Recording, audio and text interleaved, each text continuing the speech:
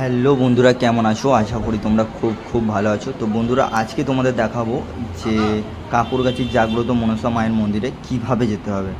পুরো A to Z তোমাদের বলবো যে শিয়ালদা থেকে পুরো কাঁকুরগাছি মন্দিরে আসতে গেলে কিভাবে আসতে হবে, আর টিকিটের মূল্য কী আছে, মেট্রোর মূল্য কী আছে, কিভাবে আসতে হবে, সব কিছু দেখাবো। তো প্রথমে আমরা বজবজ থেকে শিয়ালদা লোকাল ট্রেন ধরে নিয়েছিলাম আর ডাইরেক্ট চলে এসেছিলাম একদম শিয়ালদা স্টেশনে। তো ওখান থেকে প্ল্যাটফর্মে নেমে কিছুটা হাঁটা পথ, তারপরে 2 মিনিট হেঁটে মেট্রো স্টেশনে চলে এসেছিলাম। মেট্রো করে যদি যাও তোমরা খুবই সুবিধা হবে।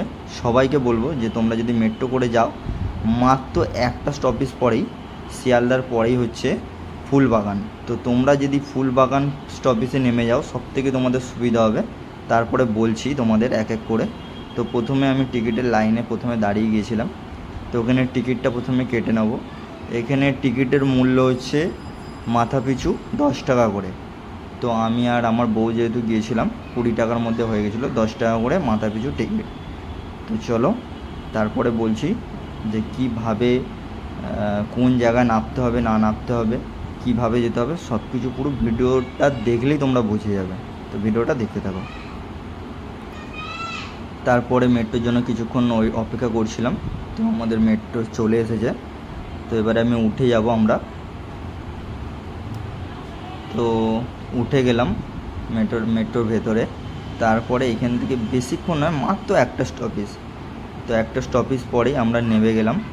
এইখান থেকে নেমে এই যে 4 মাথা মোড়টা দেখছো, এটা ফুলবাগান। তো এইখান থেকে তোমরা নেমে কিছুক্ষণ যদি তোমরা 1 মিনিট হাঁটো, তাহলে সামনেই দেখতে পাবে যে এখানে অটো রিক্সা সব দাঁড়িয়ে আছে। তোমরা এখানে অটো রিক্সা অ্যাভেলেবেল পেয়ে যাবে। আর এখানে রিক্সা করে যদি তোমরা যেতে চাও, তাহলে দুজনেও যদি যাও, তো পুরো কাঁকুরগাছি মন্দিরে, মায়ের মন্দিরের সামনে নিয়ে গেলে মাত্র 50 টাকায় তোমাদের নামিয়ে দেবে। আর এই যে অটোগুলো দেখছো, এই অটোগুলোও কিন্তু ডাইরেক্টলি পুরো মায়ের মন্দিরে যায় না, কিন্তু কাছাকাছি যায়। তো এটা হচ্ছে মাথা পিছু অটো ভাড়া 10 টাকা করে নেবে। তো আমরা গিয়েছিলাম অটো করেই।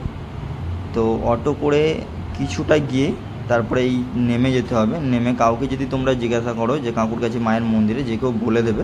তো আমরা জিজ্ঞাসা করেই যাচ্ছিলাম হেঁটে হেঁটে।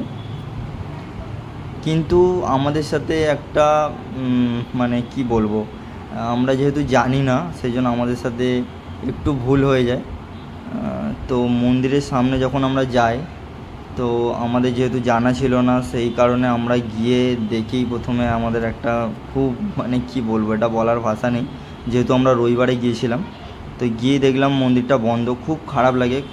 তো আমরা মন্দিরের কাছে পৌঁছাতে পেরেছি, এটাই আমাদের জন্য অনেকটা মানে একটা ভালো লাগার বিষয় ছিল।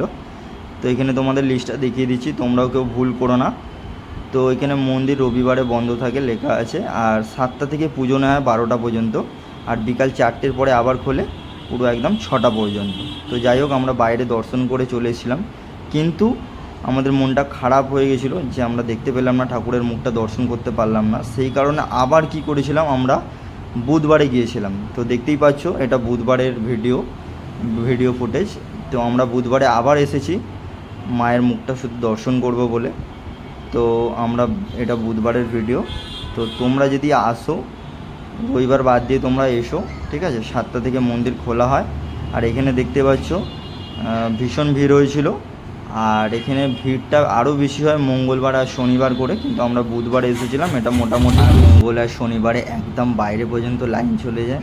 আর মায়ের মুখটা সত্যি খুব মানে তোমাদের দেখে মন ভরে যাবে। সকলে তোমরা আসো, সকলেই তোমরা জানো যে মা মনসার মন্দিরের মানে কতটা অলৌকিক ঘটনা এখানে ঘটে, খুব জাগ্রত মন্দির। তো সকলে আসো। ধন্যবাদ।